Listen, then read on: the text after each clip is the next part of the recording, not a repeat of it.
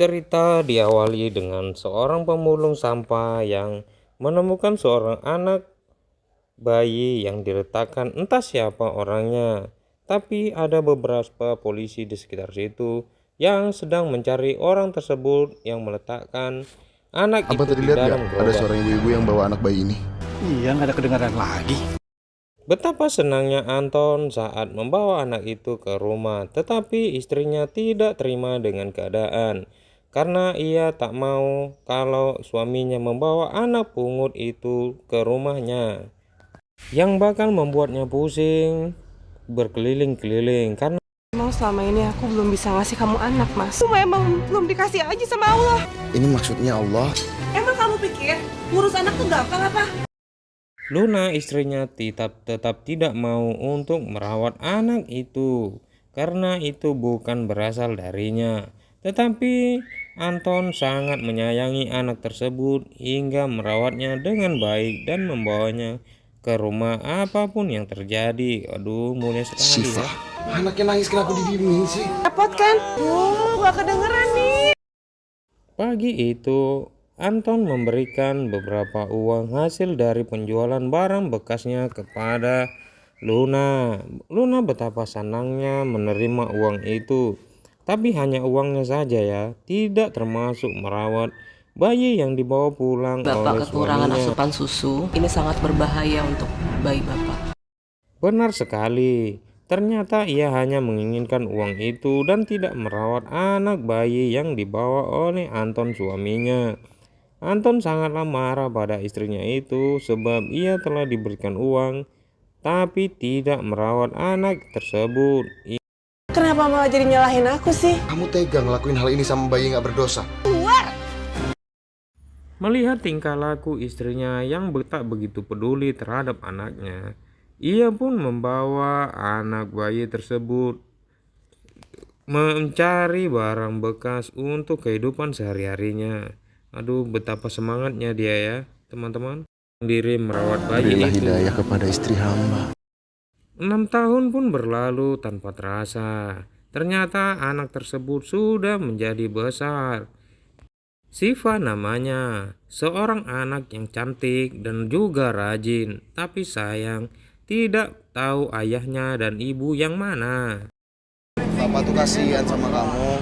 Siapa bilang aku nggak bisa main, Pak? Aku bisa sekaligus bantu Bapak kerja. Bapak beruntung banget punya anak kayak kamu. Dan jangan lupa beliin nasi bungkus kesukaan Ibu ya.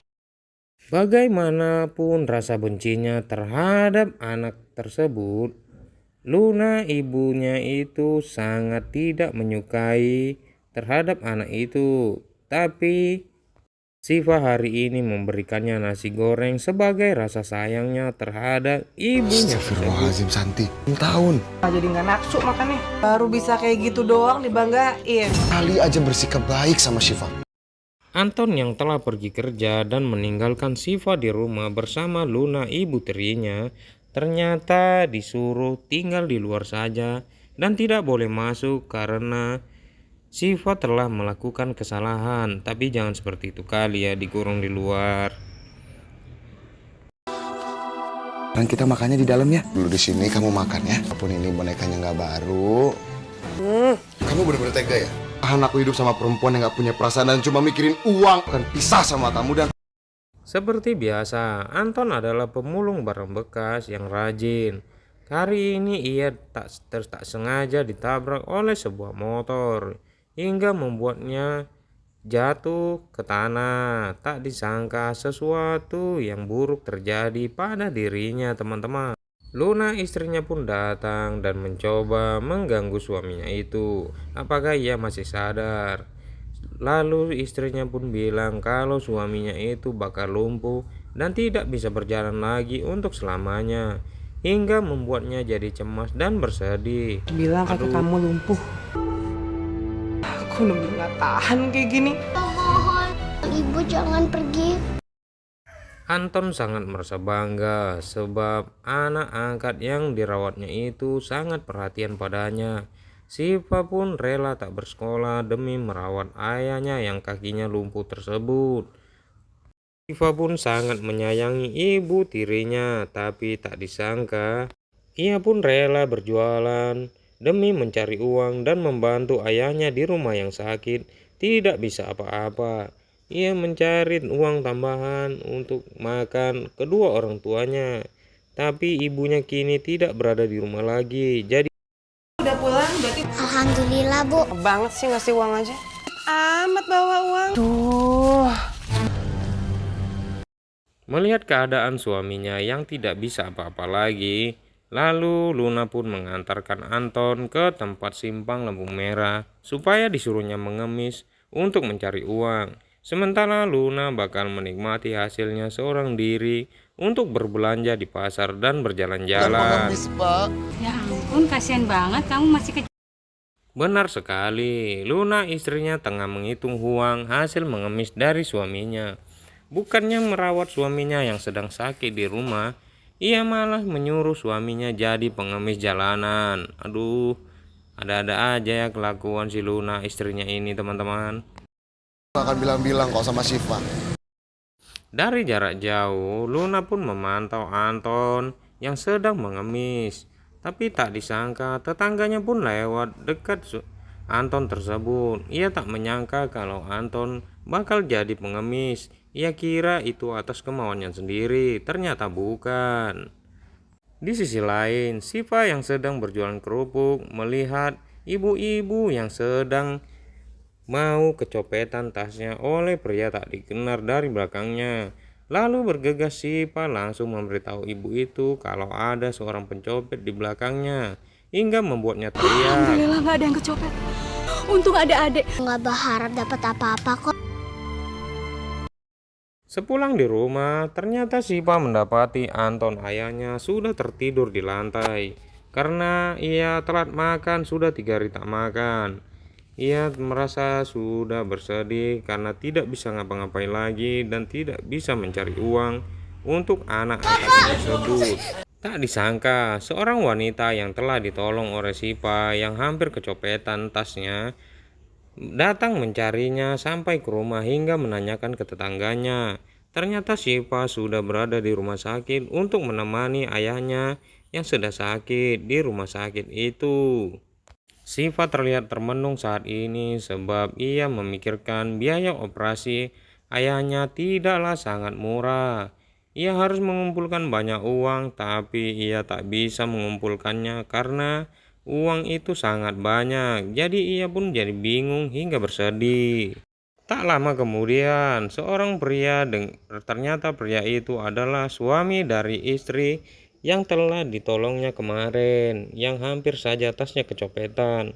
Tanpa ia duga, mereka berdua akan menolong ayahnya tersebut yang akan beroperasi hari ini. Semua berjalan dengan baik dan lancar. Siva merasa sangat senang sekali karena biaya semuanya ditanggung oleh seorang wanita dan pria yang tak dikenalnya, tapi ia telah melakukan perbuatan yang sangat mulia hingga mereka membalasnya. Dari dalam kantong Siva, ternyata ia mengeluarkan sebuah foto. Kalau foto itu adalah foto semasa kecilnya, sewaktu ia ditemukan di tempat sampah. Ia bukanlah anak kandung dari pria tersebut, dari pria pemulung sampah itu. Lalu ia pun Kebetulan ini sebenarnya bukan anak kandung saya. Subhanallah, gak punya foto ini. Subhanallah. tanpa mereka duga, ternyata anak kecil tersebut memiliki tanda di belakang punggungnya yang sama dengan anaknya yang hilang dulu. Ternyata benar, anak itu adalah anak mereka yang telah lama hilang.